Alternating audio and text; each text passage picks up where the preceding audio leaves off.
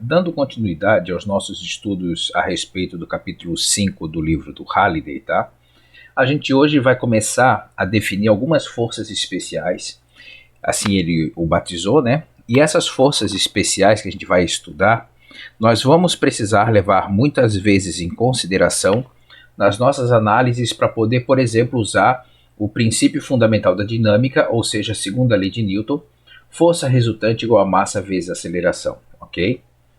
Bom, a primeira força é a força gravitacional, tá certo? Então a força gravitacional, ela tem uma origem, ela é uma força de campo, né? Então quer dizer que ela tem uma ação à distância, o meu objeto não precisa estar encostado na Terra para sentir essa atração, tá? Essa força gravitacional, ela tem a direção vertical, tá? Ela sempre está voltada para o centro da Terra, esse é o sentido, e o seu módulo, a força gravitacional, ela vale massa vezes gravidade. Convém lembrar que aqui na frente, tá, pode aparecer tanto o sinal positivo quanto o sinal negativo. Aí isso obviamente, né, vai depender do referencial que foi adotado durante a minha questão, tá certo? A outra força que nós temos é a força peso. E aí como é que ela é definida? Então vamos pensar o seguinte, eu tenho esse objeto aqui azul, tá, apoiado nessa mesa verde, e sobre esse objeto está atuando a força gravitacional, exatamente como foi definida com essas características aqui no slide anterior, tá certo? Entretanto, se eu pensar na segunda lei de Newton, força resultante igual a massa vezes aceleração, tá? Se única e exclusivamente na força resultante eu contabilizasse só a força gravitacional, isso aqui deveria ter alguma aceleração. Como ele está parado, eu preciso fazer com que esse objeto aqui tenha uma aceleração igual a zero. Para ter uma aceleração igual a zero, a força resultante também vai ter que ser zero. Então, nesse caso aqui, a força peso é a força que a mesa está fazendo para que o objeto não vá de encontro à Terra. Tá ok? Então, essa é a definição da nossa força peso aqui apresentada, ok? Na sequência, nós temos a força normal. Bom, a força normal, ela nada mais é do que a força que a superfície de apoio a qual o bloco está apoiado faz sobre ele. Então, vamos pensar assim, ó, por exemplo, se a minha superfície é horizontal e aqui está o meu bloco, ok?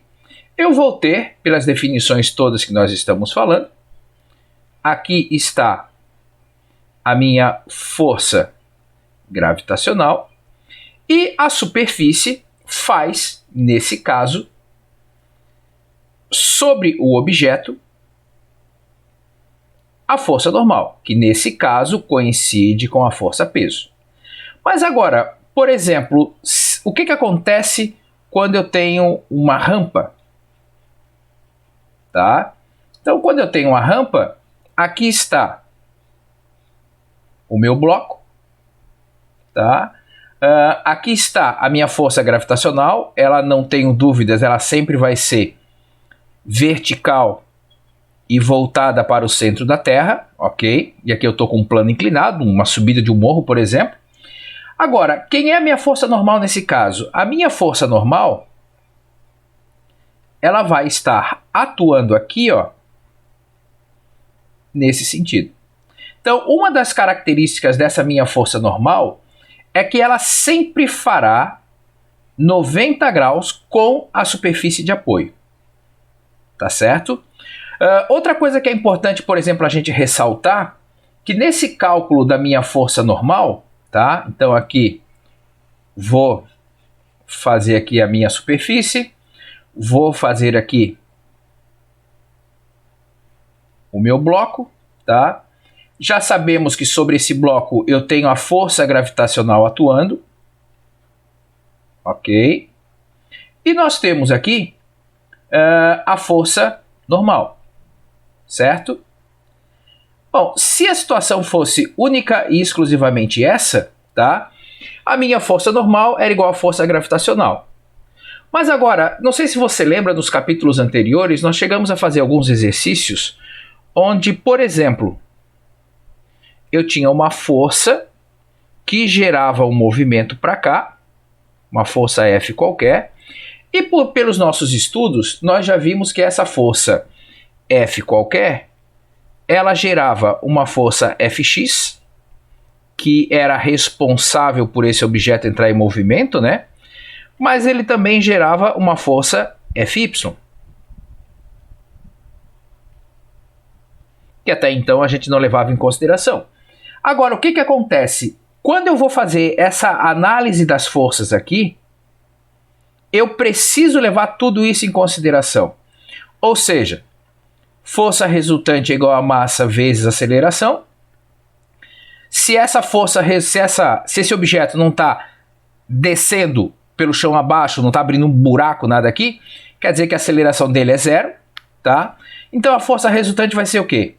Força normal, estou adotando esse sentido positivo, para cá vai ser negativo, menos força gravitacional, menos o meu Fy.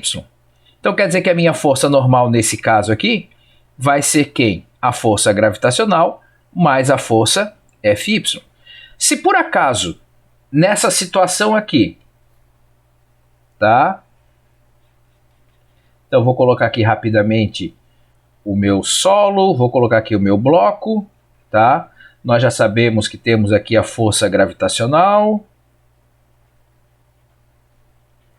Nós já sabemos que aqui nós temos a força normal. Só que agora, por exemplo, eu vou desenhar a minha força assim, ó. Então aqui está a força F. E como nós já vimos, né? Ela vai ter uma componente Fx. Ok? E vai ter uma componente Fy. Bom, aqui, óbvio que dependendo do tamanho dessa força, né? Se ela for maior do que a força gravitacional, esse bloco vai começar a se movimentar no sentido vertical, tá? Mas a rigor, vamos supor que ele não vá fazer isso, né? Eu vou ter que fazer uma análise semelhante à anterior nesse sentido y. Então, força resultante é igual a massa vezes aceleração. Supondo que ele não vai se deslocar na direção y, a aceleração vai ser zero. Então, vou ter quem? Se eu assumir positivo o sentido da força normal, a força Fy também vai estar no sentido positivo e a força gravitacional vai estar no sentido oposto. Tá? Então, Fy menos a força gravitacional. Então, quer dizer que nesse caso aqui, a minha força normal ela vai ser quem? A força gravitacional menos o Fy. Então, eu preciso ficar atento nas definições das minhas condições aqui para saber como que eu vou calcular essa minha força normal. Eu não posso simplesmente dizer que ela é igual à força gravitacional. Vai depender das outras forças que estão atuando, vai depender, como vimos aqui, da própria geometria do meu problema, né? Como é que ele está aqui sendo posicionado, tá? Então, nesse caso aqui, por exemplo, eu teria que fazer aqui uma decomposição da força gravitacional, uma para cá e outra para cá, mas isso a gente vai ver um pouco mais para frente nas aplicações, ok? Então precisamos ficar atento quanto a isso. Bom, a força de atrito. A força de atrito ela é uma força que surge em decorrência de duas superfícies que tentam deslizar entre si, e essa força de atrito ela sempre se opõe à direção do movimento. Tá? Então, se eu estou tentando puxar o bloco para aqui à direita, no caso, né, eu vou ter uma força de atrito para a esquerda, tá, que vai estar consumindo energia, lá na frente a gente vai ver isso com mais calma, né, de todo esse meu sistema. Bom, para eu calcular a força de atrito, eu preciso conhecer o coeficiente de atrito, tá? Esse coeficiente de atrito nada mais é do que uma relação, ele vai me apresentar como se comporta as duas superfícies quando elas começam a tender a entrar em movimento uma sobre a outra, tá? E eu tenho também a força normal que nós já vimos que temos que tomar bastante cuidado para poder calcular ela. Como é que as outras forças estão interagindo, né, Nessa direção aqui, no caso, a força normal vai estar para cá, né? Como que as outras forças na direção Y estão interagindo, para eu poder calcular essa força de atrito. Essa força de atrito, nesse momento, ela não vai entrar com muita força, mas ela vai, no capítulo 6, tá, permear praticamente todos os nossos estudos. Então a gente vai ter que tomar um certo cuidado com ela, porque ela é um fator de complicação relativamente grande nos nossos problemas, ok? Bom, a tração. A força de tração nada mais é do que a força que aparece quando submetida a uma corda. Então, por exemplo, essa corda aqui, ela está fixa aqui. Então quer dizer que se ela está sendo tracionada para cá por essa mão, tá? E aí tem aqui o outro ponto de aplicação da força. Então a tração com que a corda puxa a mão para a esquerda é exatamente igual à tração cuja corda puxa o bloco para a direita. Aqui nós temos uma roldana. Essa roldana faz mudar a direção de aplicação da força, tá certo? Entretanto, aqui, quando a corda é amarrada no bloco, essa força de tração ela é puxada para cá, tá? Nesse ponto aqui, a força de tração puxa a mão da pessoa para cá, tá? As duas forças de tração, tanto nesse caso, quanto nesse outro caso, elas têm sempre a mesma intensidade. Numa mesma corda, a força de tração sempre tem a mesma intensidade.